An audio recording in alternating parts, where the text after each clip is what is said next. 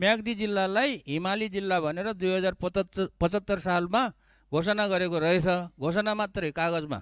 तर हिमाली जिल्लाले पाउनुपर्ने सहुलियतहरू सबै कुराहरू त्यहाँ चाहिँ केही पनि अहिलेसम्म नगएको रहेछ। त्यसैले यो कुरा चाहिँ एकदमै जोडतोडका साथ राख्न चाहन्छु।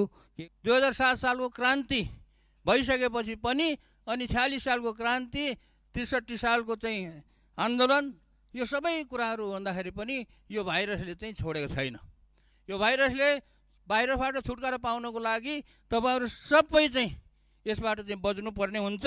र अब यसबाट म के भन्न चाहन्छु भने अहिलेको नयाँ सरकार, नयाँ सांसदज्यूहरूले के गर्नु पर्यो भनेदेखि यो भाइरसबाट चाहिँ मुक्त हुनलाई प्रयास गर्नु पर्यो। जी आन्दोलनसँग गरेको सम्झौता यताउता भयो भनेदेखि स्वीकार्य हुने छैन, अक्षरशः पालना होस्, यो भन्न चाहन्छु।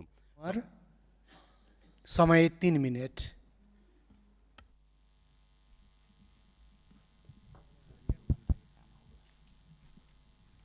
सम्माननीय सभामुख महोदय, जेनजी आन्दोलनपछि भएको निर्वाचनबाट अहिले म यहाँ सदनमा उभिएकी छु र आफूलाई अत्यन्त जिम्मेवार महसुस गरेकी छु।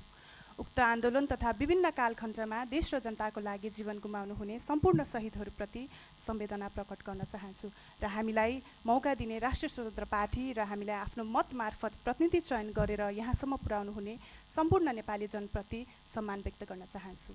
सम्माननीय सभामुख महोदय, यो देशमा भौतिक पूर्वाधार, शिक्षा, स्वास्थ्य, रोजगारी, गुणस्तरीय जीवन जस्ता क्षेत्रहरूमा हामीले मेहनत गर्नुपर्नेछ र संसदमा पनि यी विषयहरू उठि नै रहेका छन्। तर सभामुख महोदय, म आज एउटा विषयमा अत्यन्तै चिन्तित छु। हामीले नागरिक चेतना र क्षमता अभिवृद्धिमा ध्यान केन्द्रित नगरेको पो हो कि भन्ने प्रश्नले मलाई बारम्बार सताइरहेको छ। आज हामी यस संसदमा आएर नीतिगत तहबाट काम गर्दै गर्दा हामीले बनाएका नीति र अपनाएका रणनीतिहरूले व्यक्तिगतको जीवनमा प्रत्यक्ष अथवा अप्रत्यक्ष रूपमा कतिको असर परिरहेको छ भन्ने मापदण्ड के रहेको छ र कतिको नागरिकले अपनत्व लिइरहनु भएको छ भन्ने मापदण्ड के रहेको छ।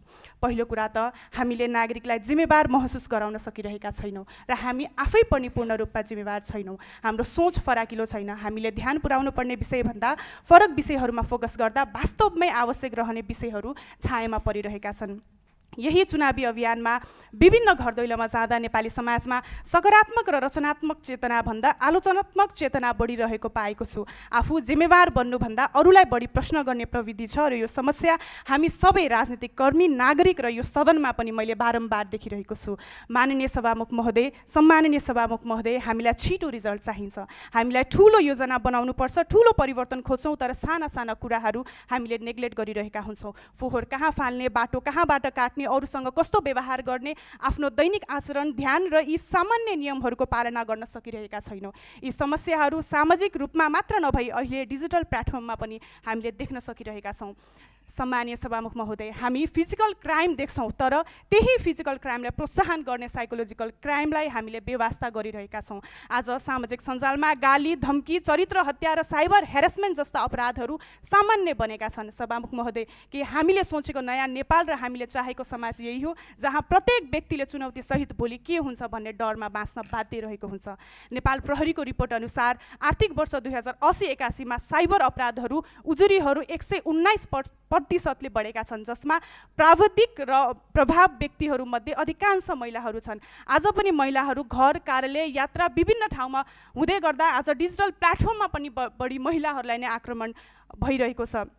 यसको लागि मैले आज सरकार माध्यमबाट आग्रह गर्न चाहन्छु कि किन्डरगार्टन तहबाट नै सिभिक सेन्सको प्र्याक्टिस सुरु गर्नुपर्छ, जुन विकसित देशहरूमा धेरै अगाडि नै लागू भइसकेको छ। अधिकारसँगै कर्तव्य सिकाउने शिक्षा प्रणाली विकास गरियोस्। राइट मात्र होइन, ड्युटिजसँगै पनि सिकाइयोस्। साइबर ललाई कार्यान्वयनमा ल्याइयोस्। Digital literacy बढाइयोस्। शिक्षक, तालिम, रोल मोडल्स र नेतृत्व मार्फत व्यवहारमा आधारभूत शिक्षा म्यानेज गरियोस्। अन्त्यमा सभामुख महोदय, राज्य र नागरिक एक अर्काको परिपूरक हुन्। राज्यले नागरिकलाई केन्द्रमा राखेर इमान्दारपूर्वक काम गर्नुपर्छ र नागरिक पनि राज्यप्रति उत्तरदायित्व बन्न सके भने हामीले चाहेको विकास केवल क्वान्टिटीमा मात्र नभई क्वालिटीमा पनि हुने रहेको छ। सभामुख महोदय, र आज म सभामुख महोदयको मार्फतबाट यस सदनमा संसद मार्फत शिक्षा प्रणालीबाट नै परिवर्तन सुरु गर्न सरकारको ध्यान आकर्षण। माननीय सदस्य महावीर पुन, समय 3 मिनेट।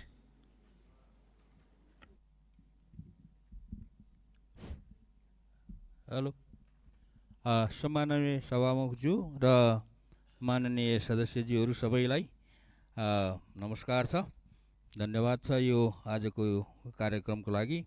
र म खास गरी पहिलो कुरा आफ्नै जिल्लाको कुरा राख्दाखेरि म्याग्दी जिल्लालाई हिमाली जिल्ला भनेर 2075 सालमा घोषणा गरेको रहेछ, घोषणा मात्रै कागजमा।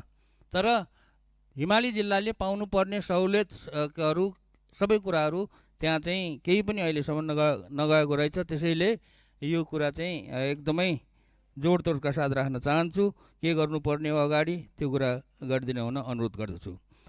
दोस्रो कुरो, यो सम्पूर्ण हाम्रो सरकार सहित माननीयज्यूहरू राजनीतिक पार्टीज्यूहरूलाई म एउटा के कुरा अनुरोध गर्न चाहन्छु भने नेपालमा सदियौँदेखि एउटा भाइरस छ, त्यो भाइरसबाट बच्न चाहन्छु, बच्नुहोस् भन्ने अनुरोध गर्न चाहन्छु। त्यो भाइरस भनेको के हो भने नातावाद, कृपावाद, चाप्लुसीवाद र चाकरीवाद। यो चाहिँ भाइरसै हो। यो भाइरस खास गरी अब नेपाल एकीकरण भएपछि रणबहादुर शाह जब उहाँ चाहिँ के अरे नाबालक चाहिँ राजा हुनुभयो त्यो बेलादेखि सुरु भएको हो। र राणा शासन, जङ्गबहादुरले राणा शासनको चाहिँ सुरुवात गर्दादेखि अझसम्म 2007 सालको क्रान्ति भइसकेपछि पनि, अनि 46 सालको क्रान्ति, 63 सालको चाहिँ आन्दोलन, यो सबै कुराहरू भन्दाखेरि पनि यो भाइरसले चाहिँ छोडेको छैन। यो भाइरसबाट छुटकारा पाउनको लागि तपाईँहरू सबै चाहिँ यसबाट चाहिँ बच्नुपर्ने हुन्छ। र अब यसबाट म के भन्न चाहन्छु भने अहिलेको नयाँ सरकार, नयाँ सांसदज्यूहरूले के गर्नु पर्यो भनेदेखि यो भाइरसबाट चाहिँ मुक्त हुनलाई प्रयास गर्नु पर्यो। र यसमा के भन्न चाहन्छु भने अबदेखि फलाना सांसदले, फलाना मन्त्रीले, फलाना चाहिँ राजनीति नेताले आफ्नो छोराछोरी, आफ्नो नातागोता, आफ्नो इष्टमित्र फलानालाई चाहिँ यस्तो किसिमको चाहिँ पदमा, सुविधा दिने पदमा चाहिँ नियुक्ति गर्यो भन्ने कुरा चाहिँ सुन्न नपरोस्। यदि अब यो कुरालाई चाहिँ अझै पनि राख्ने हो भने चाहिँ घाटा चाहिँ के हुन्छ भन्दाखेरि नेताहरू र राजनीतिक पार्टीहरूलाई नै हुन्छ। त्यसैले यो कुरा चाहिँ बाट बच्नु होला। कुनै पनि सरकारले, कुनै पनि पार्टीले जनताको के अरे समर्थनमा चाहिँ शासन गर्ने हो भने, सरकार चलाउने हो भने यो भाइरसबाट चाहिँ मुक्त हुनको लागि अनुरोध गर्दछु। र अर्को कुरो, मैले चाहिँ अहिलेसम्म नेपालमा बसेर गर्दै आएको सङ्घर्ष, गर्दै आएको अभियान चाहिँ के हो भने नेपालमा अर्थतन्त्रको विकास गर्नुपर्छ। अर्थतन्त्रको विकास गर्नको लागि विज्ञान प्रविधिलाई चाहिँ उच्च प्राथमिकतामा राखेर, नम्बर 1 प्राथमिकता राखेर, अनि अनुसन्धान, नवप्रवर्तन जस्ता कुराहरूलाई चाहिँ एकदमै जोड दिनुपर्छ। त्यसको लागि कोष खडा गर्नुपर्छ। त्यसको लागि चाहिँ के अरे मन्त्रालय, एउटा बलियो मन्त्रालय चाहिँ गठन गर्नुपर्छ, बनाउनुपर्छ भन्ने कुराहरू चाहिँ म सबैलाई चाहिँ राख्न चाहन्छु। विज्ञान प्रविधि भनेको के हो, अनुसन्धान, नवप्रवर्तन कसरी हुन्छ भन्ने तपाईँहरूलाई थाहा छैन भने म चाहिँ यो संसदमा चाहिँ 1 घन्टाको भाषण दिन सक्छु। त्यसैले यो कुराहरूमा पनि ख्याल राख्नु होला भन्ने मेरो अनुरोध छ। ल, धन्यवाद। अरू कुराहरू बिस्तारै गर्दै जाउँला। माननीय सदस्य जगदीश खरेल, ललितपुर, समय 5 मिनट।